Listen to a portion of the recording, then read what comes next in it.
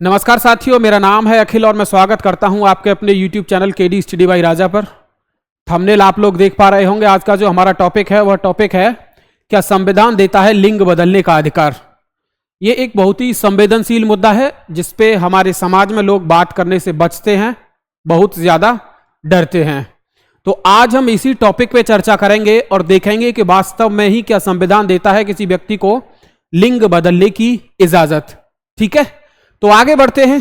पहला आप लोग देखिए, अब लिंग बदलना होगा एक संवैधानिक अधिकार। अब लिंग बदलना होगा एक संवैधानिक अधिकार। ये किसके द्वारा कहा गया है? ये कहा गया है उत्तर प्रदेश का जो हाई कोर्ट है, इलाहाबाद हाई कोर्ट, उसके द्वारा एक डिसीजन दिया गया है, एक निर्णय दिया गया है और उसमें बताया गया है कि अगर कोई लिंग बदलना चाहता है, अपना जेंडर चेंज कराना चाहता है, तो वह उसका एक क्या होगा? कॉन्स्टिट्यूशनल राइट होगा, संवैधानिक अधिकार होगा। अब कैसे होगा ये निर्णय, कैसे आया, क्या इसके पीछे है, उस पर चर्चा करते हैं। हम आगे बढ़ते हैं। ये चर्चा में क्यों आया? चर्चा में आने का कारण मैं आपको पहले बता चुका हूं, मैं एक बार और फिर आपको बता देता हूं। Gender change through surgery a constitutional right says Allahabad high court. यानी इलाहाबाद हाई कोर्ट ने क्या कहा है कि अगर सर्जरी के द्वारा कोई अपना जेंडर चेंज कराता है तो वह एक क्या होगा? संवैधानिक अधिकार होगा। दूसरा, ये आप लोग देख लीजिए, और इसने क्या कहा है? The petitioner A constable employed by the Uttar Pradesh police moved the court on 29 April saying they were experiencing gender dysphoria. यानी एक महिला है, वो उत्तर प्रदेश की कांस्टेबल है और वो सुप्रीम कोर्ट जाती है और वो हाई कोर्ट जाती है और वो ये कहती है कि मैं अपना जेंडर चेंज कराना चाहती हूं। इसके लिए वह हाई कोर्ट पहुंचती है। क्यों पहुंचती है, इसके पीछे कारण क्या है, हम उस पर भी अभी आगे चर्चा करेंगे। तो आगे आप लोग देखिए, इसमें यह बताया गया कि इलाहाबाद हाई कोर्ट का जो निर्णय है, वह जो महिला है उत्तर प्रदेश में, उस महिला का जो नाम है वह क्या है? नेहा सिंह। और नेहा सिंह जो है ये वर्तमान में उत्तर प्रदेश पुलिस में कार्यरत एक महिला है और ये यूपी राज्य का है। दूसरा, इस महिला के साथ, नेहा सिंह के साथ और दो व्यक्ति और हैं जिन्होंने कि हाई कोर्ट में एक पिटीशन डाली थी, याचिका डाली थी। किसके लिए? जेंडर चेंज करने के लिए। और ये जो केस है दोस्तों वो है 2023 का ही यह एक केस है। ठीक है, आगे। अब इलाहाबाद हाईकोर्ट ने जो निर्णय इस पे दिया है, वो निर्णय क्या दिया है? इलाहाबाद हाईकोर्ट के द्वारा क्या कहा गया है? पहला आप लोग देखिए, समाज में किसी व्यक्ति को अपनी पहचान बदलने के अधिकार से वंचित करते हैं या स्वीकार नहीं करते तो हम केवल लिंग विकार सिंड्रोम को प्रोत्साहित करेंगे। यानी इलाहाबाद हाईकोर्ट ने यह कहा है कि कोई व्यक्ति अगर अपना लिंग चेंज कराना चाहता है और उस व्यक्ति को अगर रोका जाता है तो रोकने के उसके क्या कारण होंगे, उसका क्या दुष्प्रभाव होगा? उसका दुष्प्रभाव यह बताया गया है कि उस व्यक्ति के अंदर लिंग पहचान विकार सिंड्रोम को आप लोग क्या करेंगे? प्रोत्साहित करेंगे। अब लिंग विकार सिंड्रोम यह होता क्या है, इस पे अभी हम आगे चर्चा करने वाले हैं। दूसरा, और हाईकोर्ट के द्वारा क्या कहा गया है? मनोवैज्ञानिक उपाय विफल होने पर सर्जिकल हस्तक्षेप करना चाहिए।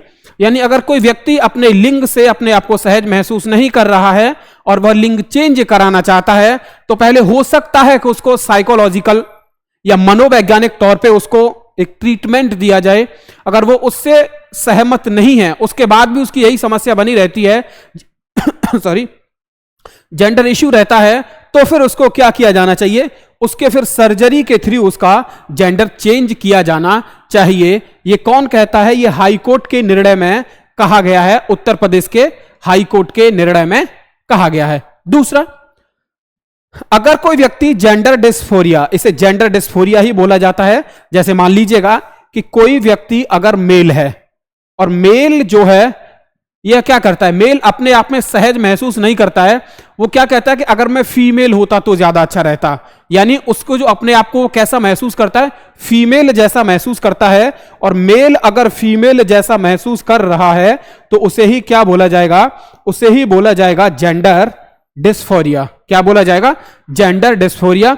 तो इसी में यह कहा गया कि अगर कोई व्यक्ति जेंडर डिस्फोरिया से पीड़ित है तो ऐसे व्यक्ति को सर्जिकल हस्तक्षेप के जरिए लिंग को बदलवाने का एक संवैधानिक अधिकार होगा।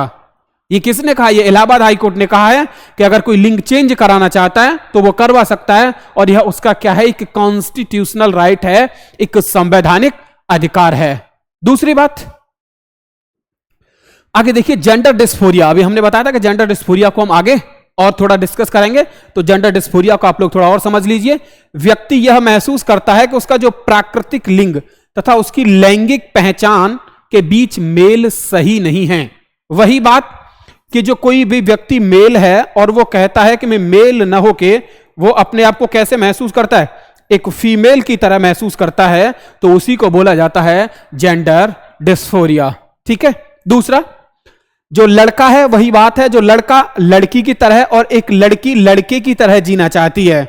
यानी अगर लड़का है वो ये कहता है कि मैं लड़की की तरह महसूस कर रहा हूं अपने आप को और मैं लड़की की तरह जीना चाहता हूं, या लड़की है और लड़की ये कहती है कि मैं अपने आप को लड़के की तरह महसूस कर रही हूं और मैं लड़के की तरह जीना चाहती हूं, तो उसे क्या बोला जाएगा? जेंडर डिस्फोरिया बोला जाएगा। और जेंडर डिस्फोरिया को ही खत्म करने के लिए क्या होता है? लिंग चेंज कराया जाता है, जो व्यक्ति अपना कराता है। दूसरा, जेंडर डिस्फोरिया से पीड़ित व्यक्ति, ये वही बात जो मैंने अभी आपको बताई है। जेंडर डिस्फोरिया से पीड़ित व्यक्ति सेक्स रीअसाइनमेंट सर्जरी करवाकर अपना लिंग परिवर्तन करा सकता है। लिंग परिवर्तन अगर वो कराएगा तो इस समस्या से उसको क्या मिल जाएगी? निजात मिल जाएगी। इससे उसको क्या मिल जाएगा? छुटकारा मिल जाएगा। किससे मिल जाएगा? जेंडर डिस्फोरिया से। दूसरा, अब अगर कोई व्यक्ति अपना जेंडर चेंज कराना चाहता है, वो अगर लड़का है तो लड़का अपने आप को सहज महसूस नहीं करता है और वो लड़की के रूप में अपना लिंग चेंज कराना चाहता है। अब अगर ऐसा नहीं हो पाता तो उसके सामने क्या समस्याएं आ सकती हैं, तो उसको आप लोग देख लीजिए। पहला, अगर कोई जेंडर डिस्फोरिया से पीड़ित है तो उसको एंजाइटी हो सकती है। एंजाइटी से बहुत व्यक्ति परेशान हो सकता है। अब जब ज्यादा परेशान हो सकता है तो आगे चल के वो क्या होगा? डिप्रेशन में भी जा सकता है। और जब वो डिप्रेशन में जो लोग चले जाते हैं तो आगे चल के आत्महत्या करने की भी संभावनाएं बहुत ज्यादा हो जाती हैं। यानी डिप्रेशन में जो व्यक्ति रहता है उसकी आत्महत्या करने की संभावना बहुत ज्यादा प्रबल हो जाती है। दूसरा, नकारात्मक सेल्फ इमेज, वह अपने आप को समाज में सहज महसूस नहीं करता है। उसके अंदर क्या आती है? नेगेटिविटी ज्यादा आती है कि मुझे जो समाज का जो जरिया है देखने का वो सही जरिया नहीं है, तो उसकी जो इमेज हो जाती है वो कैसे हो जाती है? एक नेगेटिव सेल्फ इमेज हो जाती है, नकारात्मक सेल्फ इमेज। दूसरा, अपनी सेक्सुअल शारीरिक रचना से नफरत करने लगता है। अपनी सेक्सुअल शारीरिक रचना से नफरत करने लगता है, यानी वो अपने आप को समाज में सहज महसूस नहीं करता है। कि लड़का क्या करता है कि मैं लड़की की तरह हूं, वो लड़की क्या महसूस करती है कि मैं एक लड़का होनी चाहिए थी, तो वह अपने आप को सहज महसूस नहीं करते हैं। सामाजिक भेदभाव, वही बात है। दूसरा, अब यह हुआ कैसे और क्यों हुआ? हुआ क्या था कि एक भारतीय नौसेना में एक लिंग परिवर्तन कराने पर अपने एक नौसैनिक को सेवाओं से मुक्त कर दिया था। यानी एक नौसैनिक था, उसने क्या किया कि अपना जेंडर चेंज कराया, और जेंडर चेंज कराने के बाद उसे क्या कर दिया गया? नौसेना से या नेवी से निकाल दिया गया। उसका कारण क्या है? जब भी कोई वैकेंसी आती है उसका फॉर्म फिल किया जाता है तो उसमें वो पहले ये पूछता कि आपका जेंडर क्या है, मेल है या फीमेल है या ट्रांसजेंडर। ट्रांसजेंडर अभी आगे आएगा, उसको भी मैं थोड़ा आपको बता दूंगा। तो वहां पे जब अपना जेंडर आप सेलेक्ट करते हैं उसके बाद फॉर्म फिल किया जाता है और आपको उसके लिए सेलेक्ट कर लिया जाता है। अब मान लीजिए अगर कोई मेल है, उसको सेलेक्ट कर लिया गया, उसके बाद क्या हुआ? उसने अपना जेंडर चेंज कराया और जेंडर चेंज कराने के बाद वो क्या होता है? फीमेल हो जाता है। तो ऐसा ही एक नौसेना में हुआ कि एक नौसैनिक ने अपना जेंडर चेंज कराया, तो जब उसने जेंडर चेंज कराया तो नौसेना से उसे क्या किया गया? निकाल दिया गया। अब यही बात नेहा सिंह के ऊपर लागू होती है। अब यही बात किसके ऊपर लागू होती है? नेहा सिंह के ऊपर लागू होती है, क्योंकि ये आ गया। नेहा सिंह को क्या करना था? अपना जेंडर चेंज कराना था। तो नेहा सिंह ने सोचा कि अगर मैंने कहीं जेंडर चेंज कराया तो हो सकता है कि मुझे यूपी पुलिस से निकाल दिया जाए। इसीलिए पहले इलाहाबाद हाई कोर्ट की तरफ मूव किया और फिर उसके बाद इलाहाबाद हाई कोर्ट से यह कहा गया कि ऐसे ऐसे नौसैनिक जो पहले था उस ग्राउंड को रखा गया, उसको सेना से निकाल दिया गया था। तो इस वजह से इलाहाबाद हाई कोर्ट ने निर्णय दिया कि अगर कोई भी अपना जेंडर चेंज कराता है तो उसको किसी भी सरकारी सेवा से न निकाला जाए। ठीक है, आगे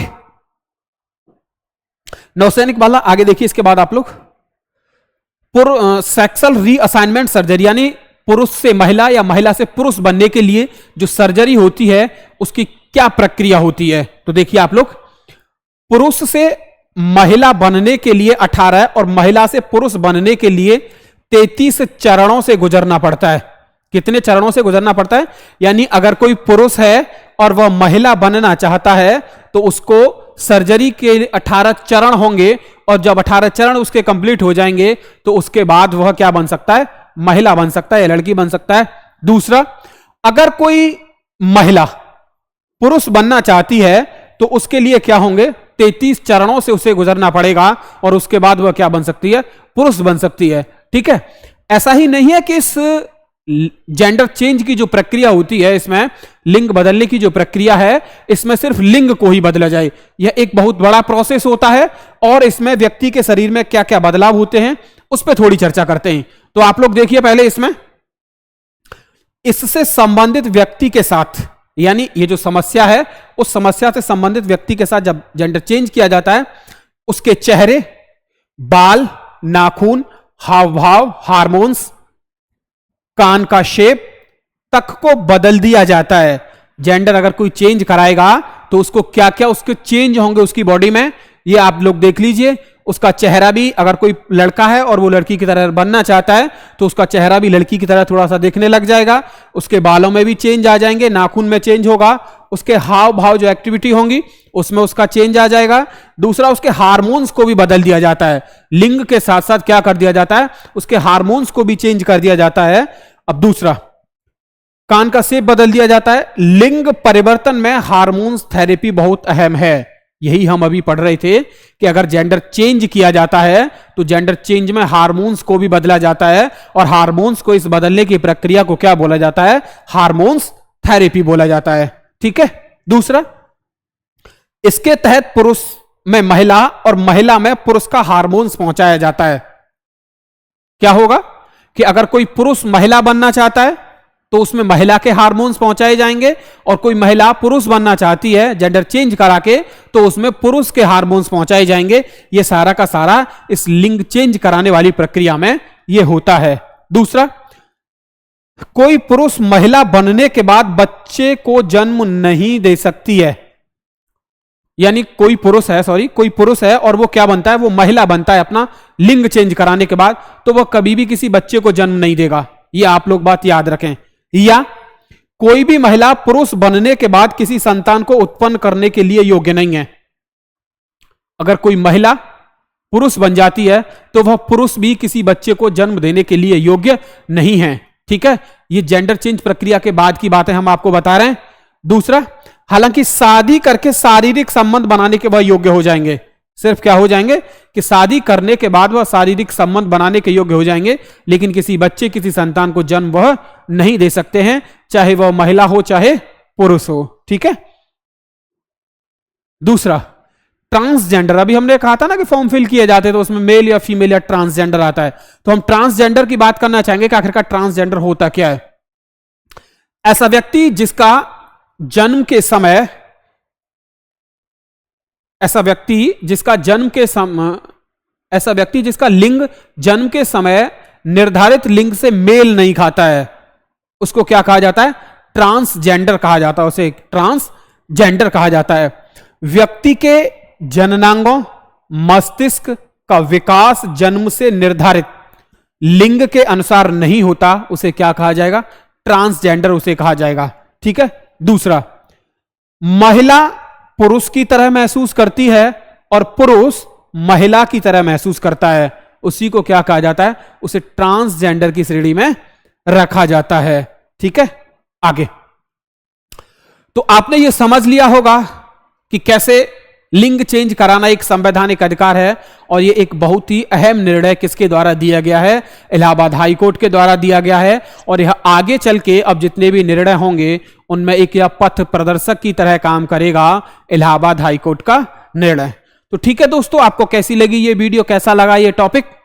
ऐसे ही आगे और टॉपिक और वीडियो देखने के लिए सब्सक्राइब कीजिए हमारे channel KD study by Raja.